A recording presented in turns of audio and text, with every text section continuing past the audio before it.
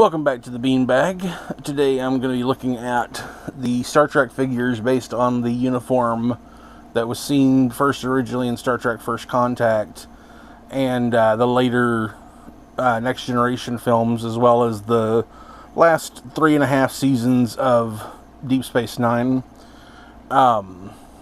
You might know that towards the end of the Playmates run in 98, 97, 98, they did finally put out, maybe it was 99, this little wave. It only came out in Target, which is actually one of the things that made it a bit of an issue of getting a hold of some of the figures, and some of the figures were only released in Europe internationally, and they never even made it to the United States. I do have one of those. But what they did is they took and they sort of repurposed the Voyager bodied figures, which is, you can always tell those because of the legs that pivot at the thigh. And they managed to make the little ribbing on the shoulders in order to make the Next Generation crew. And so they made, first it was Picard, which of course this is just a, they made these generic bodies and did the head swaps on them, which they look great. And the figure looks fantastic. Funny enough, they had actually, and I think I should have that here somewhere, maybe not. The Captain Calhoun from the Star Trek New Frontiers books, they had done a couple of years earlier, and it was literally just a repaint of a Deep Space Nine style uniform. Voyager style uniform, where they just painted the shoulders gray. They didn't have the ribbing, which you can actually, maybe you can kind of hear. It's actually a physical ribbing on there instead of just painted on, which is something that a lot of fans have taken to doing. You'll see a few of those that I've done like that. Then they did Riker, which, like I said, it's the exact same body, which of course the unfortunate thing about that is it makes Riker the exact same height as Picard, despite the fact that Jonathan Frakes is probably about 4 inches, 5 inches taller than Patrick Stewart, but still looks good. The head sculpts on these are actually really good. Got a little something there. Of course, if you want this to be more like the Star Trek Nemesis, you'd want to add a little bit of gray to the temples there, because by then he did start getting a touch of gray in his hair. There's the Counselor Troy, which for some reason this has been debated by a lot of people, because we know that it's essentially just a head swap, that they took the Janeway body, added the shoulder ribbing, and then took a Star Trek Generations Troy head and put on there. But for some reason the neck on these, and you'll see it in a minute with the Dr. Crusher one as well, looks kind of short. It looks kind of squat. And I've never quite understood why that is. Like, did it need to be lengthened? Or is it maybe the shoulders are too squared? Could be. But other than that, still great figure. Then there's Data.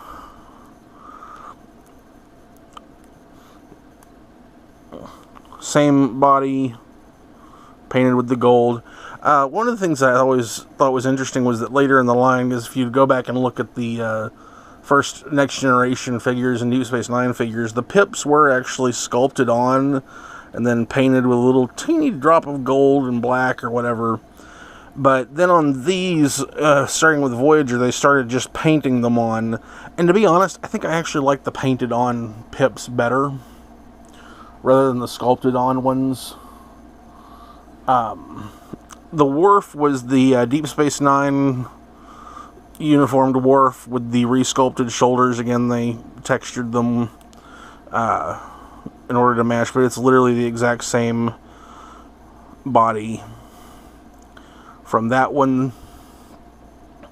They did not change, which it probably was a little too difficult to change the deals on his bandolier. And then this one is actually one of the harder ones to get, the Dr. Crusher. Because not very many of these got released in the United States. Plus, I think it was also that the Dr. Crusher had fewer made. It was an issue that same line they also made the Borg Queen, which when we get to the Borg episode, you'll see that I don't have, because that one is still incredibly hard to get a hold of. But yeah, the Dr. Crusher, as you see, that for some reason, I think it's that squaring of the shoulders. It makes the neck look kind of squatty. Now, this is one of the first customs of this one. They never made a Geordie for some reason, and so I have had to custom make my own Geordie. I borrowed the Chief O'Brien rolled up sleeves to kind of give him the look that he had during Star Trek First Contact with the rolled up sleeves. The head's actually from All Good Things, that it's just repainted to cover up the gray, but to give him sort of the mustache look that he had from First Contact and the later movies. And then this is Captain Picard in the vest that we see him wearing. I don't know what that is. Yeah, there we go. In Star Trek First Contact. If you might recall specifically from when he goes to fight the Borg, he takes off his uniform jacket and he's got this vest with the shirt underneath. And this is just a repaint of, well, it uses a few parts of, it's actually the Captain Scott arms with a leisure uniform, Picard, redone to where it looks like the vest, so that way it still has the ribbing on there. And in that vein, I did the same thing for Captain Sisko, because on Deep Space Nine we did a couple of times see him wearing the vest uniform. If you follow meme culture or much, you'll remember him wearing this uniform when he gives the speech about if he had to do it all over again, he would. Is that in the Pale Moonlight? It's a fake. Now, as far as some of the other Deep Space Nine figures that I've done, I've also made Dax. This is essentially just a repaint.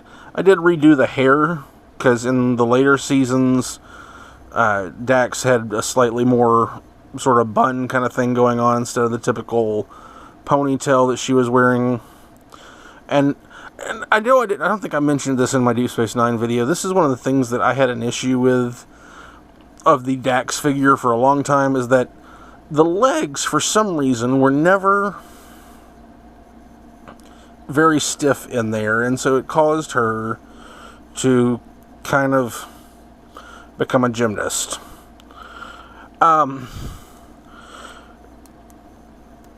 Was never super tight. But anyways, yeah, that's just a real basic repaint.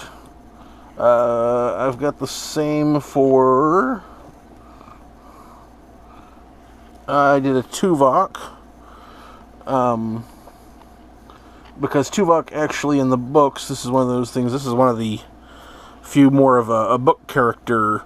Tuvok actually was the security and tactical officer on board the Titan for a while. And so this is one of the ones that I made that's actually based on that. And here we go. Here's Dr. Bashir. Again, simple repaint.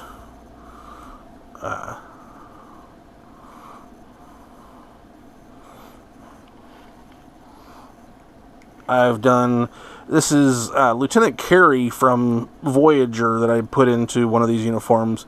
But it's really supposed to be just more for a generic background character, so that I can, fill in my bridge set kind of thing, have extra characters. That's sort of the same thing with this Sisko that I did. It's the earlier version of Sisko, and I put him in a First Contact uniform. I had a spare, and so I decided I'd just do that repaint job and have that.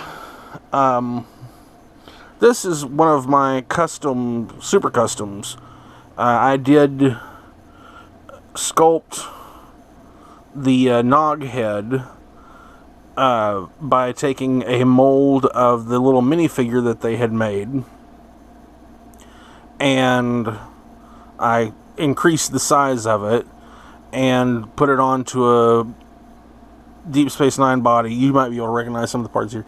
And what I actually did is the legs, I actually shortened them so that he would be a little bit shorter than most of the other figures, without being, completely dwarfy compared to most of them. But still, everything works on it properly, joint-wise. And then this is another one I took and I made a Orion officer. I liked the idea of a big, tall Orion. He's actually quite tall when compared to the other figures. And I did actually, because I hand sculpted this one, this is actually ribbed the way that those other First Contact figures are. And then the last one I did was I made Admiral Ross from Deep Space Nine. The body is just a reuse of the Admiral Riker figure. I changed the comm badge on it and swapped out the head for a different head that I had sort of resculpted to look more like Admiral Ross. So that is it for the First Contact uniform figures. Thank you, and I'll see you next time. If you enjoy my videos and want to see more, please like, subscribe, and hit that bell icon. Also, you can support the show by signing up on Patreon, or head over to Zazzle to pick up prints of my artwork, prints on canvas, t-shirts, and other merch. You can find me on social media. For more information and updates on the channel, all info is below. If you didn't enjoy the video, why are you still here? Do you want a song? Ba, ba, black sheep, have you any wool? Yes, them, 3 bags full. One for the master, who can screw himself. You can listen to somebody else.